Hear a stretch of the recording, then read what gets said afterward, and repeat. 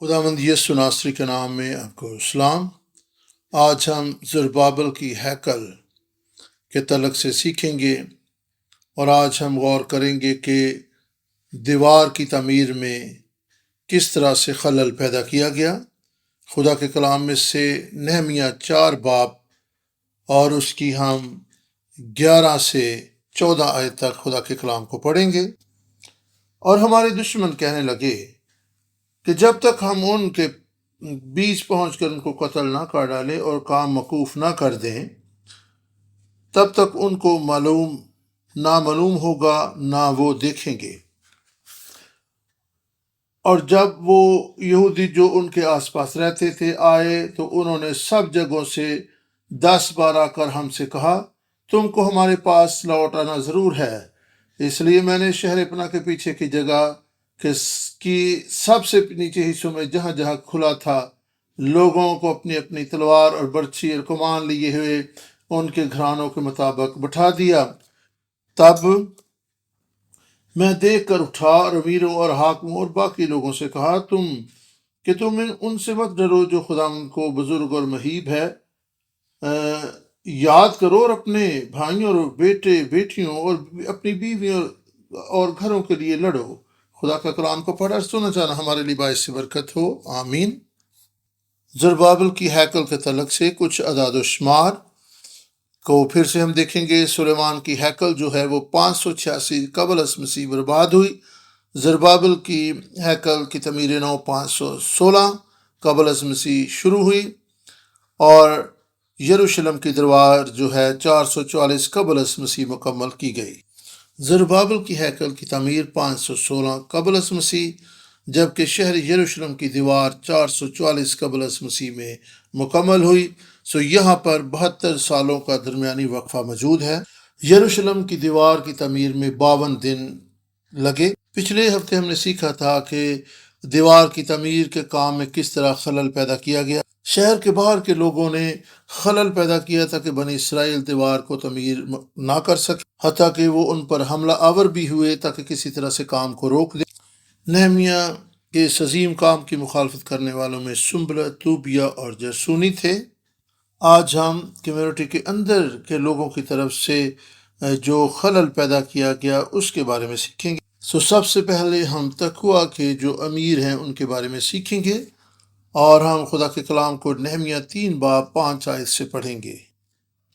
और उनसे आगे तकुइयों ने मरम्मत की, पर उनके अमीरों ने अपने माला के काम के लिए गर्दन ना झुकाई।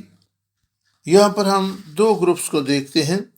तकवा के मकाम से एक ग्रुप ने आकर काम में हिस्सा लिया, जबकि दूसरे ग्रुप ने आकर कोई हिस्सा नहीं। 5वीं आयत में लिखा कि अमीरों ने अपने माल के काम के लिए गर्दन ना झुकाई। इसके लिए जो अबरानी लफ्ज़ है वो है हैबिव ज़ेवरैम, और इस अबरानी लफ्ज़ का मतलब यही है, उन्होंने इस काम के लिए गर्दन ना झुकाई। जब हम कोई काम करते हैं तमीरती काम, तो आप समझते हैं कि सर पे चीज़ें उठाई जाती हैं या कंधे पर गर्दन के इर्द गिर्द सामान रखा जाता है, बोझ रखा जाता है। तमीर के काम के लिए गारा, ईंटें और इस तरह की चीज़ें उठाने की ज़रूरत, और तकवा के अमीरों ने अपने कंधों पर इस बोझ को उठाने से इनकार किया। दूसरे लफ्ज़ों में आप कह सकते हैं कि वो ये कह रहे थे कि हमारा मकाम और रुतबा इस कदर बुलंद है कि हम इस तरह का बोझ उठाने से कासर हैं, हमसे ये नहीं होने का। ये तो कमतर लोगों का काम है, इसलिए आप इस काम को करना जारी रखें, हम इस काम में मुतलिक हिस्सा नहीं डालेंगे। हम तो मुआशरे में एक बुलंद मकाम रखते हैं, हमारा एक मकाम और मेयार है, हम ये काम नहीं कर सकते, ये काम आपका है, आप इस काम को करना जारी रखें। और अगर आप बाइबल मुकद्दस के हवाला जात को देखें तो जो अमीर होते थे वो मुआशरे में कायदीन होते थे, वो लोगों के रहनुमा होते थे। उनका काम तो ये था कि वो अपने से जो नीचे का तबका है, अवाम है, उनके लिए एक नमूना कायम करते।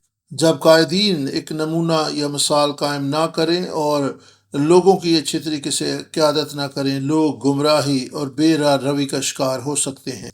काम के लिए इब्रानी लफ्ज़ जो इस्तेमाल हुआ है वो अबोदा है, और ये एक और इब्रानी लफ्ज़ आबाद से माखूज है جس کا مطلب ہے خدمت کرنا، عبادت کرنا۔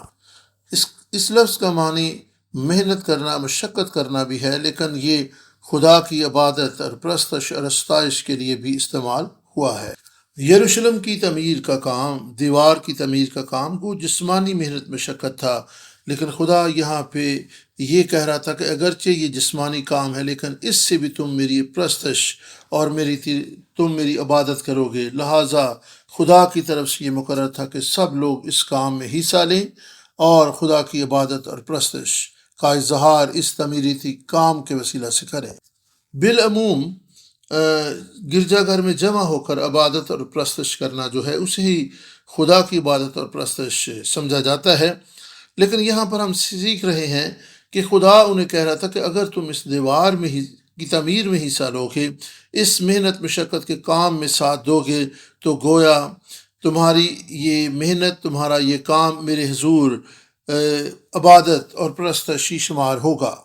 خواہ تم جسمانی محنت مشقت ہی کرو گے، لیکن میں اس تمہاری محنت کو اور اس جسمانی کام کو جو یروشلم کی دیوار کی تعمیر کے سلسلہ میں ہوگا، میں اسے اپنی عبادت اور پرستش ہی سمجھوں گا۔ تقویٰ کے امیروں نے جب تعمیر کے کام میں حصہ لینے سے انکار کیا تو گویا انہوں نے خدا کی عبادت اور پرستش کرنے سے انکار کیا۔ وہ یہ کہہ رہے تھے کہ ہم یہ کام نہیں کر سکتے، حالانکہ خدا اس کام کو عبادت کا درجہ دے چکا تھا اور یہ خدا کی طرف سے مقرر تھا کہ وہ اس کام کو کریں، لیکن انہوں نے نہ صرف جسمانی کام سے انکار کیا، ان کا انکار گویا خدا کی پرستش اور عبادت سے انکار تھا۔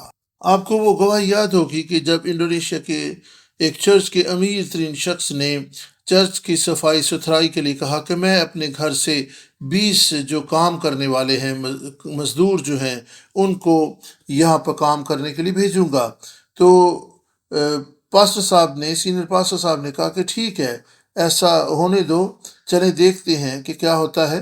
لیکن سینئر پاسٹر صاحب نے ساتھ ہی اس شخص کو یہ کہہ دیا کہ اگر تم اپنے گھر سے نوکروں کو اس کام کے لیے بھیجو گے تو خدا ان نوکروں کو برکت دے گا، اس کام اور اس خدمت کے افزانے میں تمہارا اس میں کوئی حصہ نہیں ہوگا۔ اگرچہ چرچ کی صفائی ستھرائی جسمانی محنت مشقت ہے، لیکن خدا کے گھر میں آ کر اس کے لیے کام کرنا بھی خدا کی عبادت ہے۔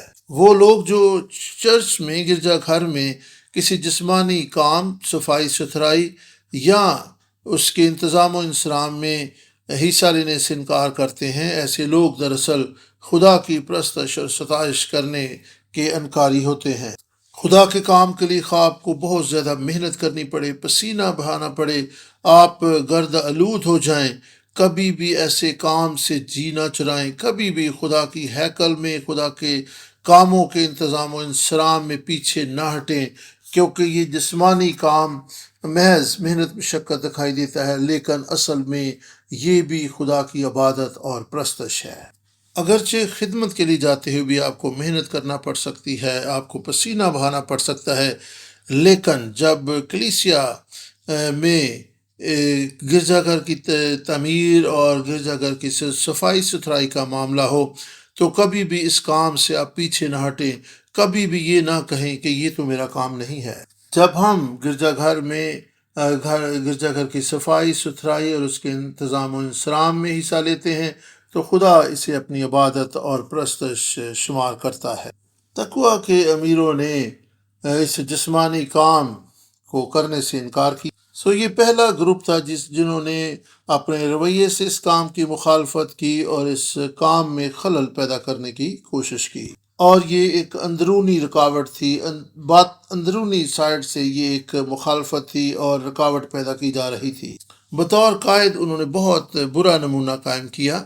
لوگ کہہ سکتے تھے اگر ہمارے لیڈرز کام نہیں کر رہے اور جن کو ہمارے لیے ایک نمونہ بننا ہے تو پھر ہمیں کام کرنے کی کیا ضرورت ہے۔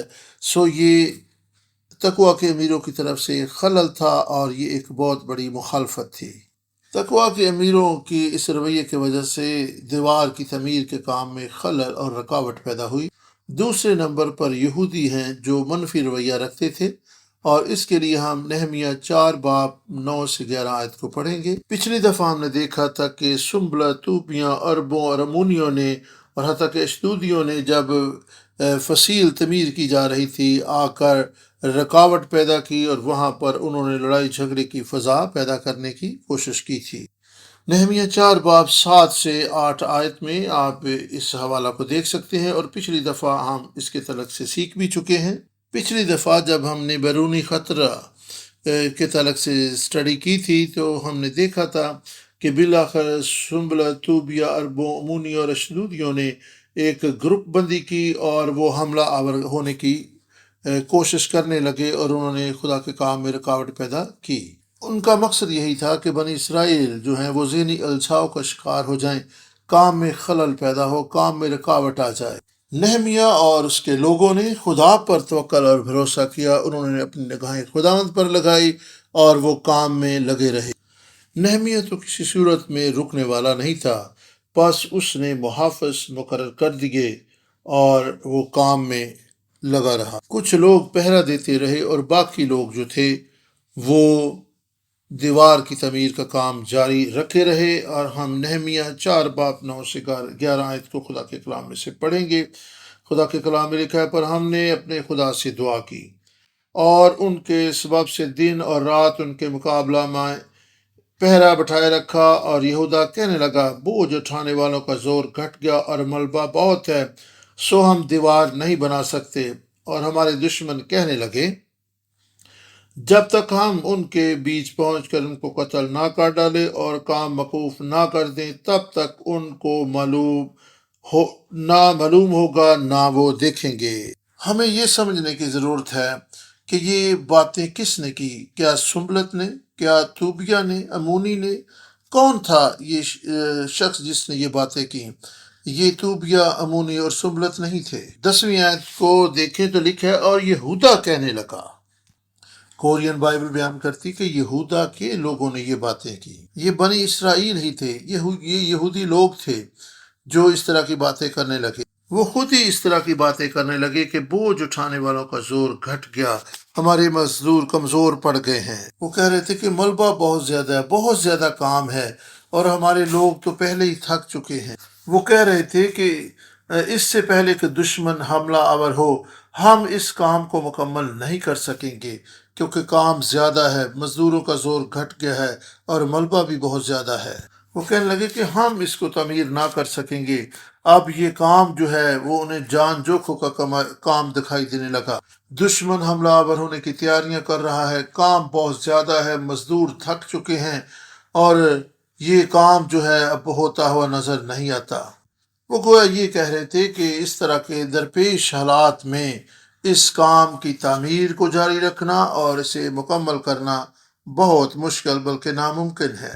انہوں نے خود ہی یہ کہا، ہمارے دشمن کہنے لگے ہیں کہ جب تک ہم ان کے بیچ پہنچ کر ان کو قتل نہ کر ڈالیں اور کام روک نہ دیں، تب تک ان کو معلوم بھی نہیں ہونے پائے گا۔ انہوں نے دشمن کی کہی ہوئی باتوں کو دہرانا شروع کیا، بلکہ یہ خبریں، یہ خوف و ہراس بھی اپنے لوگوں کے درمیان پھیلانا شروع کر دیا۔ جو کچھ دشمن نے کہا تھا وہ ان باتوں پر کان لگانے لگے۔ وہ اپنے دوست احباب، اپنے پڑوسیوں سے، اپنے رشتہ داروں سے اور اپنے گھرانے کے لوگوں سے کہنے لگے کہ دیکھو دشمن اس طرح کی باتیں کر رہے ہیں، کیسے ممکن ہے کہ ہم اس کام کو مکمل کر لیں۔ وہ کہنے لگے کہ اس مختصر وقت میں یہ کام نہیں ہو پائے گا، اور دشمن تو یہ کہہ رہا ہے کہ ان کو علم بھی نہیں ہوگا اور ہم ان پر حملہ آور ہو جائیں گے۔ وہ کہہ رہے تھے کہ دشمن ناگہاں حملہ آور ہو کر ہمیں نقصان پہنچائے گے، ہمیں قتل کر ڈالیں گے اور ہم پر حملہ آور ہو جائیں گے۔ وہ گویا یہ کہہ رہے تھے کہ اگر ہم نے یہ تعمیراتی کام جاری رکھا تو ہم سب لوگ جو ہیں مارے جائیں گے۔ یہ منفی سوچ رکھنے والے یہودی ہی تھے جنہوں نے اس طرح کی افواہیں اور اپنے لوگوں کے درمیان یہ بری خبریں اور خوف و ہراس پھیلانا شروع کر دیا تھا۔ چلے وہ خود تو بے اعتقاد ہو گئے تھے اور وہ اس بات پر ایمان نہ رکھتے کہ شاید ہم اس کو مکمل نہ کر سکیں، لیکن جب انہوں نے اس طرح کی باتیں اور افواہیں اور پھیلانا شروع کی اور ایک منفی ماحول اور منفی تاثر لوگوں میں دینا شروع کیا، تو تعمیر کرنے والوں کی جو حوصلے ہیں وہ پست ہونا شروع ہو گئے ہوں گے اور وہ بے دل بھی ہوئے ہوں گے، اور یہ خدا کے حضور ایک بہت بڑا گناہ تھا۔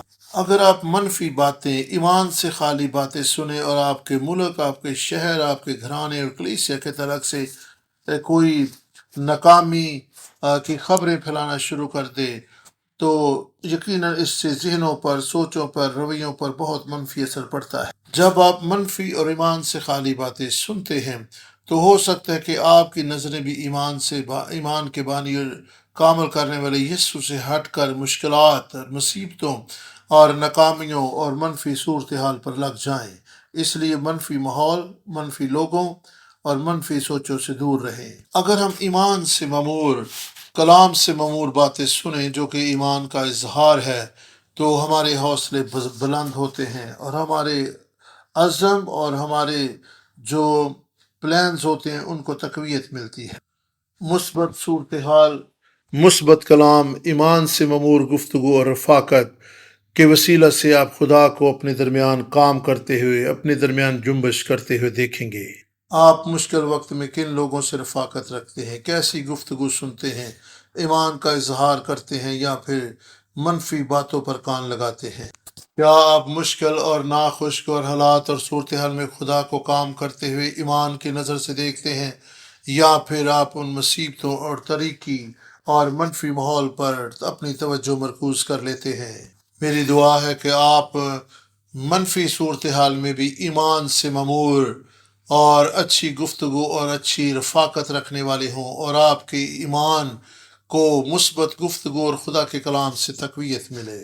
یہودا کے لوگوں کو دیکھیں کہ اس مشکل گھڑی میں انہوں نے دشمن کی باتوں پر کان لگایا ہے اور انہوں نے منفی باتیں کرنا شروع کر دی۔ انہیں کہا جی حالات سازگار نہیں ہیں، ہمارے پاس اتنا وقت نہیں ہے، ہم اس قابل نہیں ہیں۔ تاہم نہمیہ اور اس کے ساتھیوں نے مشکل کی اس گھڑی میں دشمن کی باتوں اور یہودا کی منفی باتوں پر کان نہیں لگایا، بلکہ وہ ایمان کے بانی کامل کرنے والے خدا پر نظریں لگائے رہے، قائم اور ثابت قدم رہے اور کام سے پیچھے نہ ہٹے۔ میری دعا ہے کہ اس وقت جتنے خدا کا کلام سن رہے ہیں وہ مشکل ترین صورتحال میں بھی خدا کو اپنے درمیان جنبش کرتا ہوا دیکھیں، وہ منفی صورتحال میں بھی خدا کے ہاتھ کو جنبش کرتے ہوئے دیکھیں، خدا کو کام کرتا ہوا دیکھیں، ایمان میں ثابت قدم رہیں اور کبھی بھی ایمان سے خالی باتوں پر کان نہ لگائیں، ہمیشہ مثبت اقرار اور ایمان کا اظہار کرتے رہیں۔ تیسرا گروپ بھی وہ یہودی ہیں جو یروشلم کے قریب رہتے تھے، جنہوں نے اس کام میں خلل اور رکاوٹ پیدا کرنے کی کوشش کی۔ نہمیہ 4 باب اور اس کی 12 آیت سے ہم خدا کے کلام کو پڑھیں گے۔ اور جب وہ یہودی جو ان کے آس پاس رہتے تھے آئے تو انہوں نے سب جگہوں سے 10 بار آ کر ہم سے کہا کہ تم کو ہمارے پاس لوٹ آنا ضرور ہے۔ بائبل مقدس بیان کرتی ہے کہ رکاوٹ پیدا کرنے والے یہ لوگ بھی یہودی تھے جو یروشلم کے قریب رہتے تھے۔ انہوں نے 10 بار یہ نہمیہ کے پاس آ کر کہا کہ دشمن حملہ آور ہوا چاہتا ہے۔ وہ بار بار آتے اور کہتے ہیں نہمیہ نہمیہ، ہم نے سنا ہے کہ دشمن حملہ آور ہونے کی تیاری کر رہا ہے۔ 10 بار انہوں نے آ کر نہمیہ کو خبر دی۔ یہاں پر آپ خرابی دیکھ سکتے ہیں کہ یہ یہودی جو طرح طرح کی افواہیں اور خبریں پھیلا رہے تھے، ان کو تو چاہیے تھا کہ وہ تعمیر کے کام میں ہاتھ بٹاتے، لیکن یہاں پر وہ کسی اور کام میں ہی مصروف ہیں۔ انہیں نہمیہ کے پاس اس طرح کی خبریں نہیں لانی چاہیے تھی، بلکہ انہیں تو کام میں ہاتھ بٹانا چاہیے تھا، لیکن لکھا ہے کہ وہ 10 بار نہمیہ کے پاس آئے اور انہیں دشمن کے حملے کے تعلق سے آگاہ کیا۔ اس سے ظاہر ہوتا ہے کہ وہ نہمیہ کے ساتھ تعمیراتی کام میں ہاتھ نہیں بٹا رہے تھے۔ انہوں نے دیوار کی تعمیر کے کام میں مطلق حصہ نہ لیا، بلکہ انہوں نے رکاوٹ پیدا کرنے کی کوشش کی۔ انہوں نے 10 بار نہمیہ کے پاس آ کر کہا کہ دشمن حملہ آور ہونے لگا ہے، کام کو روک دو۔ وہ کہہ رہے تھے کہ نہمیہ کام روک دو، اپنی بھی جان بچاؤ اور یہودی جو آپ کے ساتھ کام کر رہے ہیں ان کی جانوں کا بھی خیال کرو۔ وہ کہہ رہے تھے کہ نہمیہ اگر یہ لوگ مارے گئے تو تم ہی ان کے مجرم ہو گے، تم ہی قصوروار ٹھہرو گے۔ بطور ایک قائد تمہاری ذمہ داری ہے کہ جو کچھ بھی سوچو، جو کچھ بھی فیصلہ کرو، اس میں بہت محتاط رہو۔ بس یہ وہ لوگ تھے جنہوں نے دیوار کی تعمیر کے کام میں حصہ نہ ڈالا۔ اور غور کریں کہ مخالفت اور رکاوٹ پیدا کرنے والا تیسرا گروپ وہ یہودی ہیں جو یروشلم کے قریب ہی رہتے تھے۔ ان کے لیے کام میں حصہ لینا کتنا آسان تھا کیونکہ وہ قریب ہی رہتے تھے، اور پھر یروشلم جو ہے یہ ایک درر خلافہ تھا۔ یہ لوگ تو بڑی ایک خاص جگہ پر رہائش پذیر تھے جہاں سے وہ کام کے لیے ایک خاص حکمت عملی اپنا سکتے تھے اور ہر طرح سے نہمیہ کی مدد اور معاونت بھی کر سکتے تھے۔ اگر وہ چاہتے تو نہمیہ اور اس کے ساتھیوں کو کھانے پینا کی چیزیں فراہم کر سکتے تھے، تعمیری تھی کام کے لیے انہیں مٹیریل فراہم کر سکتے تھے، لیکن یہ سب باتیں تو دور کی بات ہے، انہوں نے کام میں ہاتھ لگانا بھی پسند نہیں کیا۔ اور باقی لوگ کون تھے؟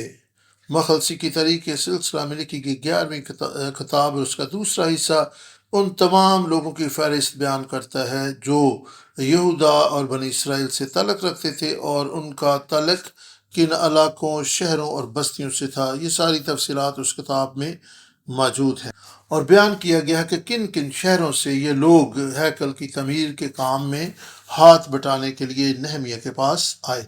اور ابراہیم پاک نے اپنی کتاب میں لکھا کہ 42 مختلف جگہوں سے یہ لوگ تعمیر کے کام میں حصہ لینے کے لیے یروشلم آئے تھے۔ کیا آپ کو یاد ہے کہ بائبل مقدس میں 42 کا عدد جو ہے وہ کہاں پر استعمال ہوا ہے؟ مخلصی کی تاریخ کے سلسلہ میں لکھی گئی دوسری کتاب میں بیان کیا گیا کہ 42 جگہوں پر بنی اسرائیل نے بیابانی سفر کے دوران خیمے لگائے تھے۔ اور اس کے علاوہ متی رسول کی معرفت لکھی گئی انجیل کے پہلے باب میں جو نسب نامہ ہے وہاں پر بھی 42 پشتوں کا ذکر دیکھنے کو ملتا ہے۔ ڈاکٹر فلپ بھی بیان کرتے ہیں کہ مخلصی کے سلسلہ میں لکھی گئی 11ویں کتاب دوسرا حصہ میں بیان کیا گیا ہے کہ 42 مختلف قصبوں اور شہروں سے لوگ جو ہے وہ یروشلم میں تعمیر کے کام میں حصہ لینے کے لیے آئے تھے، اور وہاں پر انہوں نے ان شہروں اور قصبوں کا نام بھی تفصیل سے بیان کیا ہے۔ ابھی تک میرے پاس یہ کتاب نہیں آئی، اور جب یہ کتاب میرے پاس پہنچے گی تو پھر ہم 42 کے عدد کی اہمیت اور اس کے معنی اور مفہوم کو سمجھنے کی کوشش کریں گے۔ نہ صرف یروشلم کے قریبی لوگ بلکہ یروشلم سے دور افتادہ علاقوں سے بھی لوگ تعمیر کے کام میں حصہ لینے کے لیے آئے تھے۔ اگر آپ نہمیہ 3 باب 17 سے 18 آیت کو دیکھیں تو خدا کے کلام میں ہمیں اس طرح سے پڑھنے کو ملتا ہے۔ نہمیہ 3 باب 17 اور 18 آیت بیان کرتی ہے، پھر لاویوں میں سے رہوم بن بانی نے مرمت کی، اس سے آگے حسبیہ نے جو کہیلا کے آدھے حلقہ کا سردار تھا اپنے حلقہ کی طرف سے مرمت کی، پھر ان کے بھائیوں میں سے جو بوئی بن ہنداد نے جو کہیلا کے آدھے حلقہ کا سردار تھا مرمت کی۔ یہاں پر آپ ضلع کہیلا پر غور کریں، یہ کہیلا کہاں پر واقع ہے؟ اگر آپ اس نقشہ کو دیکھیں جو اس وقت آپ کو سکرین پر نظر آ رہا ہے تو آپ کو معلوم ہو جائے گا کہ کہیلا کا علاقہ جو ہے یہ کہاں پر موجود تھا۔ یہ علاقہ جو کہیلا کا علاقہ ہے یہ یروشلم سے زیادہ دور نہیں تھا۔ کہیلا اور یروشلم کے درمیان 25 میل کا فاصلہ تھا۔ کہیلا کے لوگوں نے کمر باندھی اور 25 میل کا سفر طے کر کے یروشلم میں دیوار کی تعمیر میں حصہ لینے کے لیے چلے آئے۔ 52 دنوں میں جو موزونہ طور پہ ایک مختصر عرصہ ہے اس میں دیوار کی تعمیر مکمل ہو گئی۔ کہیلا کے لوگوں نے تہیہ کیا، اپنے گھروں سے نکلے اور یروشلم میں نہمیہ کا ہاتھ بٹانے کے لیے آئے، اور جتنی دیر کام مکمل نہ ہو گیا وہ وہاں پر ٹھہرے رہے، اپنے گھر بار سے دور، پرعزم نہمیہ کا ساتھ دینے کے لیے یروشلم میں موجود رہے۔ اس کام کے لیے مہینہ لگتا یا پھر 6 مہینے، وہ تہیہ کر کے آئے تھے کہ جب تک یہ کام مکمل نہیں ہو جائے گا وہ وہاں سے نہیں جائیں گے، اور وہ اپنے مصمم ارادہ کے تحت یروشلم میں ٹھہرے رہے اور اس سارے کام کی تعمیر میں حصہ لیا، نہمیہ کا ہاتھ بٹایا جب تک یہ کام مکمل نہ ہو گیا۔ یہاں پر دیکھیں کہ یروشلم کے قریب رہنے والے لوگوں سے تو یہی لوگ اچھے تھے جو بہت دور رہتے تھے، اور وہاں سے ایک ارادہ کے تحت نکلے اور یروشلم میں آئے اور اس بڑے کام میں انہوں نے ہاتھ بٹایا۔ آج کی اسٹڈی کے شروع میں ہم نے تقویٰ کے امیروں کا ذکر کیا تھا، یہ تقویٰ جو ہے یہ کہاں پر واقع تھا اس کو بھی ہم دیکھیں گے۔ اگر آپ سکرین پر دیکھیں تو آپ کو نقشہ نظر آئے گا کہ نوب جو زیتون کا پہاڑ ہے اس کے قریب ہی یروشلم آپ کو نظر آ رہا ہے، اور پھر اس کے نیچے کی طرف آئیں بیت لحم ہے، اتام ہے، نتوفا کا علاقہ ہے اور پھر تقویٰ ہے۔ سو نقشے سے ہم دیکھ سکتے ہیں کہ تقویٰ جو ہے وہ یروشلم کے قریب نہیں تھا۔ مجھے یہ تو اندازہ نہیں کہ یہ کتنا دور تھا، لیکن یہ دور تھا۔ بس ہم نقشے کی روح سے دیکھ سکتے ہیں کہ تقویٰ کے لوگوں کو بھی کہلا کے لوگوں کی طرح سفر کر کے یروشلم جانا پڑا تاکہ وہ دیوار کی تعمیر میں حصہ لے سکیں، اور وہ بھی مصمم ارادہ کیے ہوئے وہاں پر پہنچے اور انہوں نے دیوار کی تعمیر میں حصہ لیا، جبکہ قریبی لوگ جو تھے وہ رکاوٹیں ڈالنے اور ان کے حوصلوں کو پست کرنے کے لیے اور طرح طرح کی افواہیں پھیلانے میں مصروف تھے۔ اگر ہم چرچ کے پڑوس میں ہی رہتے ہوں لیکن اگر ہمارا دل خدا اور اس کے کاموں میں نہیں لگا تو پھر ہمیں کلیسے کاموں میں شرکت کرنا، ان میں مدد اور معاونت کرنا اور حصہ لینا جو ہے بہت ہی مشکل معلوم ہوگا۔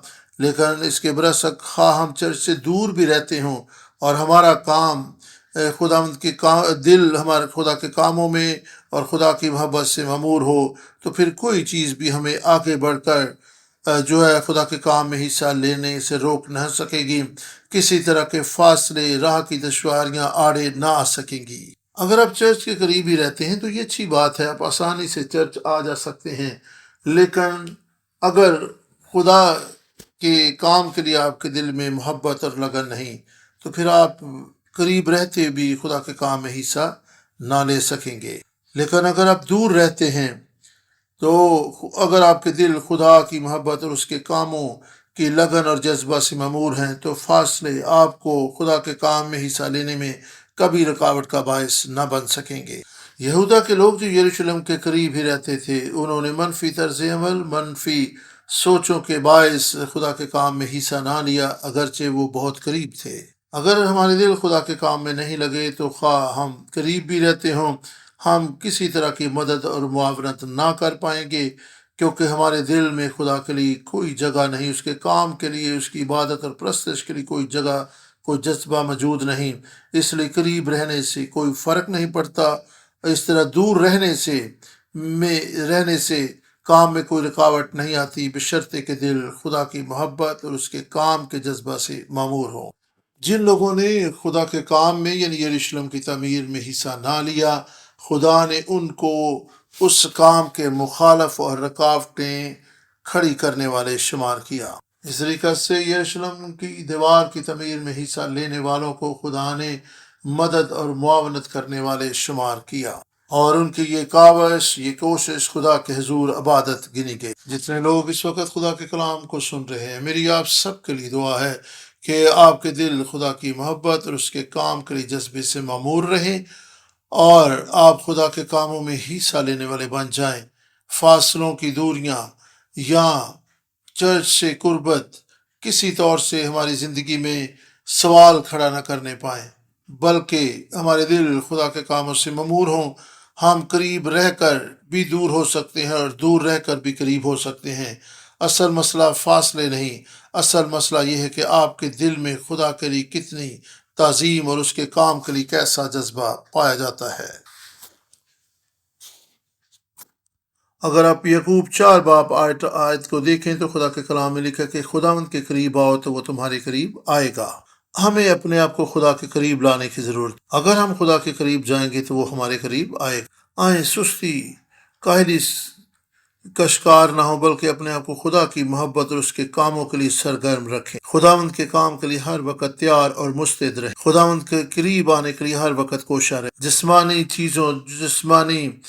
کاموں میں مصروف نہ رہیں، بلکہ خدا کے کاموں کو ہر ایک کام پر، ہر ایک چیز پر ترجیح دینا سیکھ۔ خدا کے کام میں خاموش تماشائی نہ بنے رہیں، بلکہ آپ اس میں حصہ لینے والے بنیں۔ اگر ہم خدا کے قریب آئیں گے تو جیسا کتاب مقدس میں لکھا ہے خداوند ہمارے قریب آئے گا۔ چوتھے نمبر پر ہم سمیحہ کے تعلق سے دیکھیں گے جو کہ کاہن تھا، اور اس کے لیے ہم 6 باب نہمیہ کی کتاب کا 10 سے 13 آیت کو پڑھیں گے۔ ہم نے پچھلی دفعہ سیکھا تھا کہ دشمن نے سمیہ جو کاہن تھا اس کو رشوت دی تاکہ وہ جھوٹی نبوت کرے۔ اس نے نہمیہ سے کہا کہ خدا نے مجھ پر ظاہر کیا ہے کہ دشمن آج رات آپ پر حملہ آور ہوگا اور تم قتل کر دی جاؤ گے۔ گویا وہ نہمیہ کو بے دل اور حوصلہ شکن کر رہا تھا۔ اس نے نہمیہ سے کہا کہ کیوں نہیں تم ہیکل میں رات کو چھپ جائے۔ اس نے کہا کہ شاید دشمن ہیکل میں نہ آئے، تو اس لیے اچھا کہ تم ہیکل میں گھس جاؤ، چھپ جاؤ، اور اس طریقے سے تمہاری جان بچ۔ اس نے نہمیہ کو تجویز دی، آؤ ہیکل میں چھپ جاؤ، چلے آؤ، بچ جاؤ گے جب تک دشمن واپس نہ لوٹ جائے، اچھا کہ ہم وہاں چھپے رہیں، آ جاؤ میرے ساتھ، ہم ہیکل میں چھپ جاتے ہیں۔ اور ہم خدا کے کلام میں دیکھتے ہیں کہ نہمیہ نے سمیہ کی بات پر کان لگانے سے انکار کیا، اور اس کی پہلی وجہ یہ ہے کہ سمیہ جو تھا وہ لاوی کے قبیلہ سے نہیں تھا۔ چونکہ وہ لاوی کے قبیلہ سے نہیں تھا، اس لیے وہ ہیکل میں جانے کے لیے کوئی حق نہیں رکھتا تھا، وہ پاک ترین مقام میں داخل نہیں ہو سکتا تھا۔ لاوی کے قبیلہ سے نہ ہوتے ہوئے پاک ترین مقام میں جانا گناہ تھا، اور اگر لاوی اور جو کاہن ہے سمیہ کاہن اور نہمیہ اگر پاک ترین مقام میں چلے جاتے تو نہمیہ کے تعلق سے طرح طرح کی افواہیں اور باتیں لوگوں کے درمیان میں شروع ہو جانی تھی۔ نہمیہ اس قدر مصمم ارادہ رکھتا تھا کہ اس نے اس طرح کی بزدلی دکھانی اور ہیکل کے پاک ترین مقام میں جانے کی بجائے اسی بات کا چناؤ کیا کہ وہ کسی طرح سے پیچھے نہیں ہٹے گا، خواہ اس میں اس کی جان چلی جائے۔ نہمیہ 6 باب 10 سے 13 آیت میں خدا کے کلام کو ہم اس طرح سے پڑھتے ہیں۔ خدا کے کلام میں لکھا ہے، پھر میں سمیہ بن دلایہ بن محتبیل کے گھر گیا، وہ گھر میں بند تھا۔ اس نے کہا، ہم خدا کے گھر میں ہیکل کے اندر ملیں اور ہیکل کے دروازوں کو بند کر لیں، کیونکہ وہ تجھے قتل کرنے کو آئیں گے، وہ ضرور رات کو تجھے قتل کرنے کو آئیں گے۔ میں نے کہا، کیا مجھ سا آدمی بھاگے؟ اور کون ہے جو مجھ سا اور اپنی جان بچانے کو ہیکل میں گھسے؟ میں اندر نہیں جانے کا؟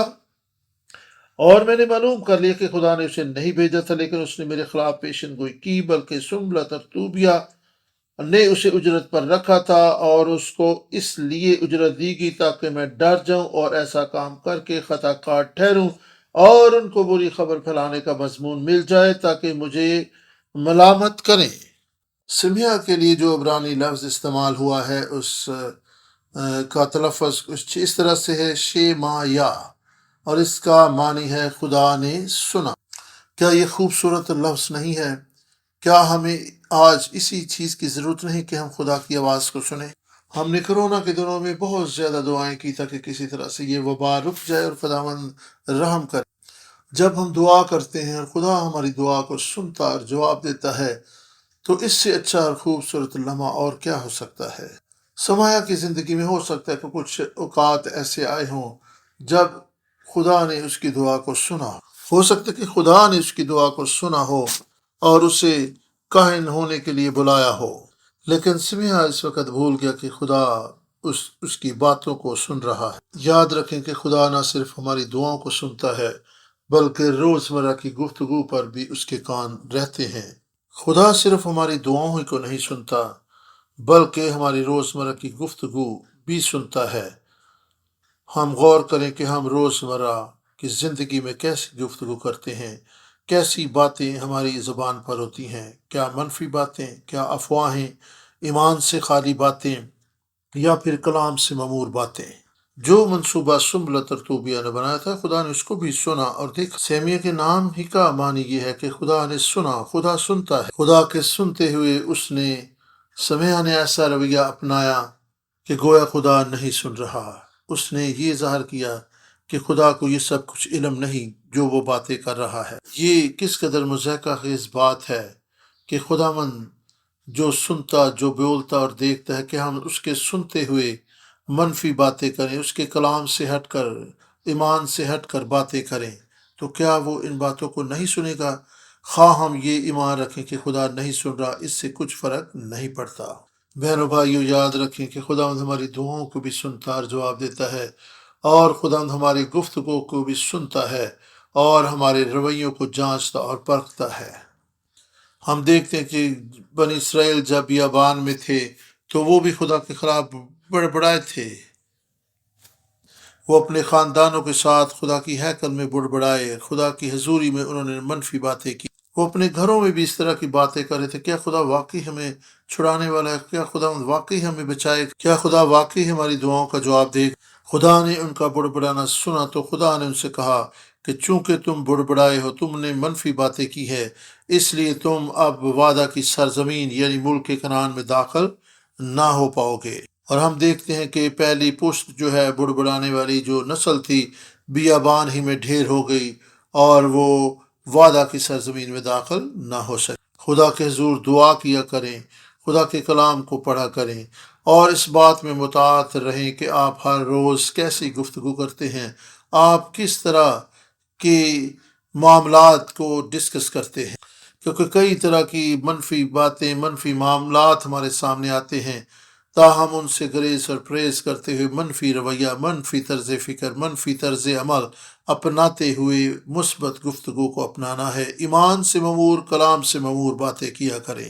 ہم کیسی گفتگو کرتے ہیں، کیسی باتوں میں حصہ لیتے ہیں، کیسی باتیں ہم ادھر ادھر پھیلاتے ہیں، کیا ہم اپنی گواہی، کیا خدا کے کلام کی باتیں دوسروں تک پھیلاتے ہیں، یا پھر دن بھر منفی باتیں کرتے ہیں اور منفی باتیں، افواہیں ادھر ادھر پھیلاتے رہتے ہیں۔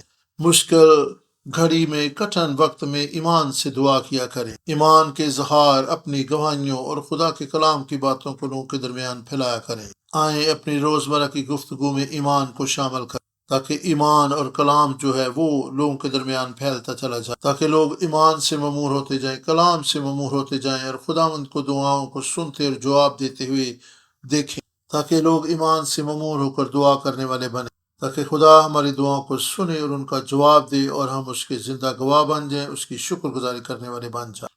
آج کی اسٹڈی میں ہم نے دیکھا کہ یروشلم کی دیوار کی تعمیر میں نہ صرف باہر سے بلکہ اندر سے بھی کئی طرح کی مخالفت اور رکاوٹیں پیدا کرنے کی کوشش کی گئی، تاہم خدا نے اپنی مرضی اور منصوبے اور اپنے لوگوں کا دفاع کیا، اور 52 دنوں میں محسنہ طور پر خدا کے شہر یروشلم کی دیوار تعمیر ہو گئے۔ دنیاوی نقطہ نظر سے یہ ناممکن تھا، لیکن جب خدا کے لوگ متحد ہو گئے، ڈٹے رہے، قائم اور ثابت قدم رہے، تو خدا نے ان کے درمیان یہ معجزہ کر دیا۔ خدا ان کے ساتھ مل گیا اور خدا نے ممکن کیا کہ 52 دنوں میں یہ کام مکمل ہو جائے۔ خدا ہمیں مشکل گھڑی سے نکالنے کے لیے تیار ہے، بشرطے کہ ہم ثابت قدم رہیں، قائم رہیں، ایمان سے اسے لپٹے رہیں۔ اپنی مشکل گھڑی میں خدا پر توکل کریں، دعا کرتے رہیں، ایمان پر قائم رہیں، اور خدا سے معاوضے کی توقع کریں۔ جب ہم ارد گرد منفی صورتحال پر سے نظریں اٹھا کر خدا پر لگائے رہیں گے، تو پھر اس کی مرضی اور منصوبے ہماری زندگیوں میں پورے ہوں گے۔ آمین۔ اور آج کا حاصل کلام یہ ہے، لازم ہے کہ ہم حرام بنیں۔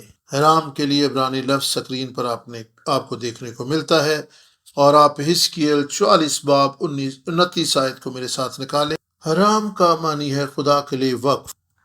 یروشلم کی تعمیر کے سلسلہ میں یروشلم کے لوگ 2 گروہوں میں بٹ گئے۔ ایک گروپ وہ تھا جو تعمیر کے کام میں شانہ بشانہ نہمیہ کے ساتھ تھا، اور دوسرا گروپ افواہیں پھیلانے والا، رکاوٹ پیدا کرنے والا اور خوف و ہراس کی فضا پھیلانے والا تھا۔ مخالفت کرنے والے اپنی جگہ پر تھے، لیکن جو خدا کے کام میں حصہ لے رہے تھے، انہوں نے اپنے آپ کو خدا کے کام کے لیے مخصوص کر دیا۔ وہ الگ کیے لوگ تھے، وہ برگزیدہ لوگ تھے جو خدا کے کام میں ہاتھ بٹا رہے تھے۔ ہم کہہ سکتے ہیں کہ وہ خدا کے لیے حرام تھے، وہ خدا کے لیے مخصوص اور برگزیدہ لوگ تھے، وہ خدا کے لیے مخصوص، ڈیڈیکیٹڈ اور خدا کے لیے الگ کیے ہوئے لوگ تھے۔ وہ منفی سوچے رکھنے والے مخالف لوگوں سے الگ کیے ہوئے لوگ تھے۔ حزقیل 44 باب اور اس کی 29 آیت کو ہم پڑھیں گے۔ اور وہ نظر کی قربانی اور خطا کی قربانی اور جرم کی قربانی کھائیں گے، اور ہر ایک چیز جو اسرائیل میں مخصوص کی جائے انہی کی ہوگی۔ یہاں پر مخصوص ہونے کے لیے عبرانی لفظ حرام استعمال ہوا ہے۔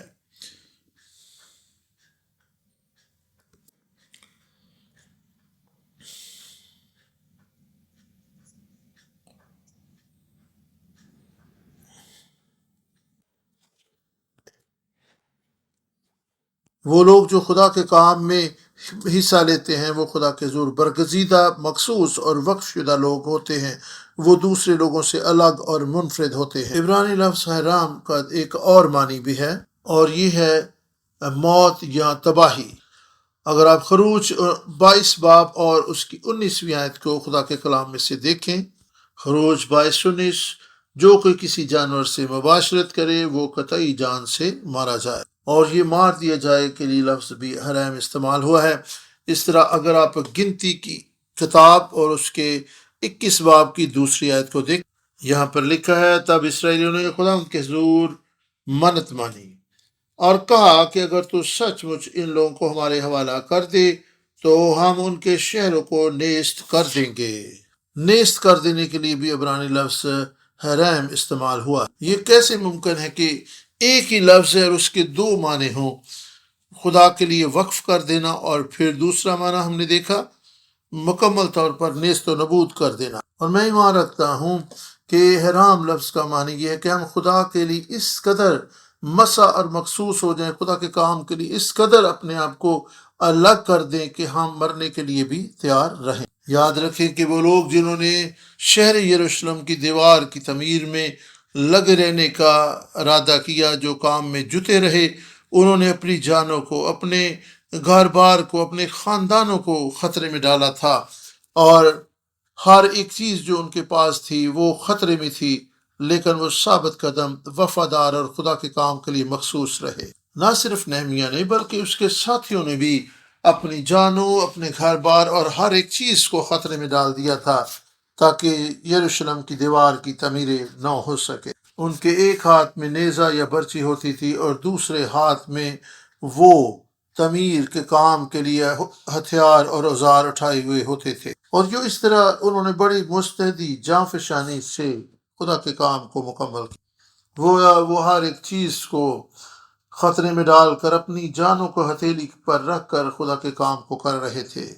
جب ہم اپنے گناہ اور اپنے جسمانی خواہشوں کے اعتبار سے مر جاتے، جب ہم خدا کے لیے اپنی جانوں کو خطرے میں ڈال دیتے، تب بھی ہم اپنے آپ کو خدا کے کام کے لیے پورے طور پر مسار مخصوص کر پاتے، کیونکہ خدا ہی ہے جس نے ہم میں یہ نیک کام شروع کیا ہے اور وہی اس کو پورا کرے گا، بشرطے کہ ہم ثابت قدم اور قائم رہیں۔ جب ہم اپنے آپ کو خدا کے کام کے لیے پورے طور پر مسار مخصوص کر دیں گے اور اپنے آپ کو جسمانی خواہش اور گناہ کے اعتبار سے مار لیں گے، تو پھر خدا کے فضل سے ہم مسیح یسوع میں زندہ ہو جائیں گے اور اس کی طرف سے بڑے بڑے کاموں کو اپنی زندگی میں ہوتا ہوا دیکھیں گے۔ آمین۔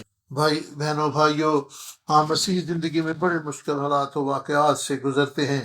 ہم جانتے ہیں کہ جس ملک میں آپ رہ رہے ہیں مشکلات ہیں، مصیبتیں ہیں، لیکن جب ہم گناہ کے اعتبار سے، اپنی خواہشوں کے اعتبار سے اپنے آپ کو مان لیں گے تو پھر ہمیں فتح، برکت اور بحالی ملے گی۔ آئیں خودی کے اعتبار سے مر جائیں تاکہ مسیح میں زندہ ہو جائیں، اپنے آپ کو وقف کر دیں اور خدا کے کام میں مصروف ہو جائیں، اپنے آپ کو دنیا اور اس کی خواہشوں سے الگ کر لیں۔ آئیں پاک اور ناپاک کو الگ کریں، لطیف کو کثیف سے الگ کریں، تاکہ ہم خدا کے ہاتھوں میں زبردست ہتھیار بنیں۔ مسیح کے کلام کو اپنی زندگیوں میں کثرت سے بسنے دو، اپنی کلیسیا، اپنے گھرانوں میں خداوند کے راج اور اس کی بادشاہی کو مانگ لو، تاکہ آپ کی زندگی میں، آپ کی کلیسیا اور آپ کے خاندانوں میں فتح، برکت اور بحالی آئے، خدا کی مرضی اور منصوبے پورے ہونا شروع ہو جائے۔ خدا کے لوگوں، آج ہم نے خدا کے کلام میں سے سیکھا ہے کہ ہمیں وفادار اور ثابت قدم رہنا ہے، بالکل جس طرح نہمیہ کے لوگ اس کے ساتھ وفادار رہے۔ انہوں نے اپنے گھروں باروں کو چھوڑ دیا، سفر کر کے اس کے پاس پہنچے، دشمن کی افواہوں پر کان نہیں لگایا، منفی باتوں پر ان کی توجہ مرکوز نہ رہی، بلکہ وہ خدا کے بندہ کے ساتھ وفادار رہے۔ ہمیں بھی اسی طرح سے خداوند کے حضور وفادار، ثابت قدم رہنا ہے تاکہ خدا کے کام کو پائے تکمیل تک پہنچا سکیں۔ خداوند آپ سب کو برکت دے، آمین۔